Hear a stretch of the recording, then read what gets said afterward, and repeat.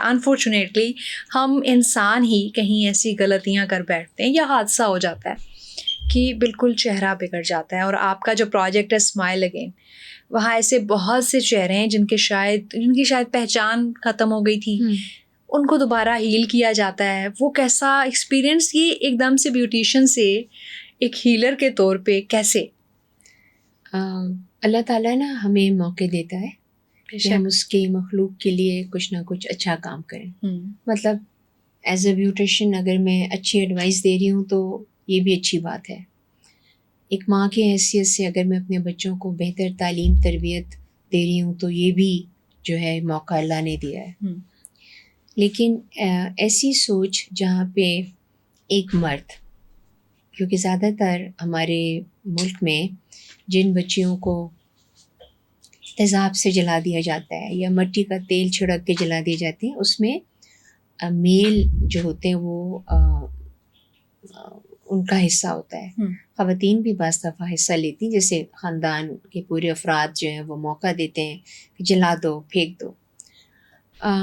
وہ smile again foundation جو ہے وہ کیوں میں نے شروع کیا اور کیسے شروع کیا، کہ کیونکہ میرا کام بیوٹی کو انہینس کرنا تھا، کیونکہ مجھے خوبصورت بنانا تھا، کیونکہ مجھے گلیمرس بنانا تھا. دلہنیں بنتی ہیں ان کے حساب سے، تو ایسے چہرے جن کے اوپر تیزاب پھینک کر ان کی خوبصورتی چھن گئی، ان کا رنگ ہی وہ نہیں رہا، ان کی آنکھ ضائع ہو گئی، ان کی ناک چلی گئی، ان کی گردن چپک گئی، اور وہ آ کے مجھ سے یہ کہیں کہ آپ اس کو میک اپ سے ٹھیک کر دیں، تو وہ میرے لیے پاسبل نہیں تھا. کیونکہ مجھے آج تک یاد ہے کہ جو پہلی دفعہ بچی آئی تھی تو اس کو دیکھ کر مجھے سمجھ میں نہیں آیا کہ میں کروں کیا. اور پھر میں نے اس کا جب علاج کرنا شروع کیا تو میرے اندر چینج آ گیا. ہاں، کیا چینج آیا کہ شکر میں پہلے بھی کرتی تھی، نمازیں میں پہلے بھی پڑھتی تھی، لیکن اب میری نماز اور شکر میں اللہ تعالیٰ سے یہ دعا شامل ہو گئی تھی کہ اگر آپ نے میرے اوپر یہ بوجھ ڈالا ہے کہ میں اس بچی کے لیے کچھ بہتر کروں تو مجھے ہمت بھی دے، مجھے حوصلہ بھی دے، اور میرے لیے راہیں بھی بنائے.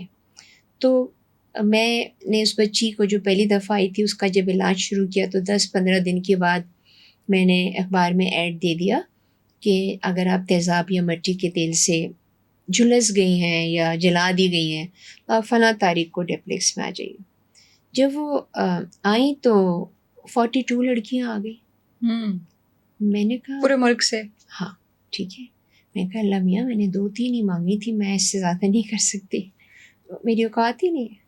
اوقات تو خیر ابھی بھی میری نہیں ہے، لیکن اس پر وہ سلسلہ جب شروع ہوا تو میں نے اندازہ لگایا کہ ہو گیا ان کے ساتھ یہ حادثہ، یہ واقعہ ہونا نہیں چاہیے تھا.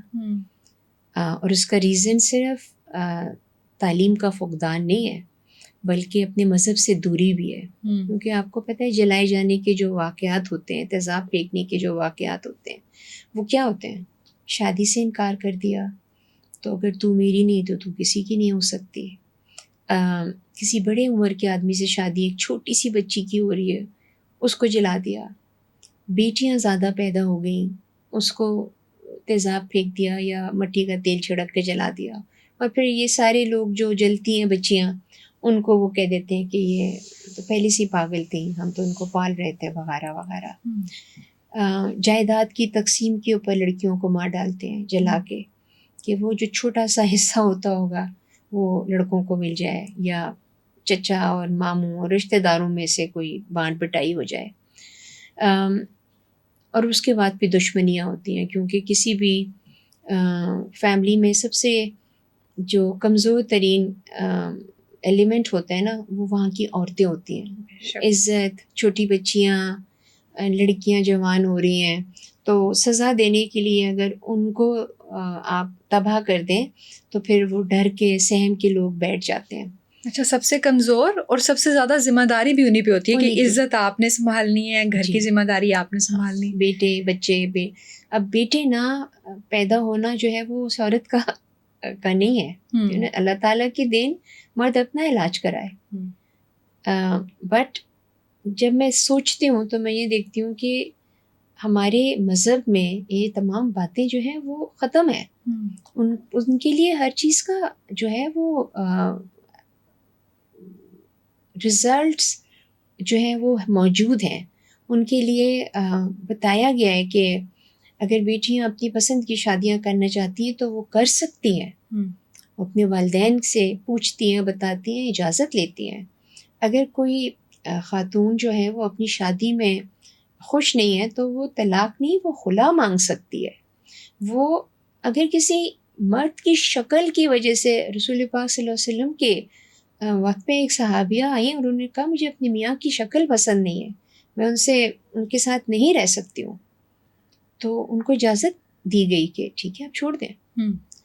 بیٹیاں کی پیدائش اللہ تعالیٰ اس زمانے میں بیٹیوں کو زندہ درگور کر دیتے تھے. رسول اکرم نے اس کو صلی اللہ علیہ وسلم نے ان کو سب سے بہت ناپسندیدہ فعل جو تھا وہ قرار دیا، اور احترام یہ تھا کہ اپنی بیٹی حضرت فاطمہ الزہرا کے آنے پر کھڑے ہوتے تھے اپنی جگہ پر، ان کو بوسہ دیتے تھے، وہاں بٹھالتے تھے.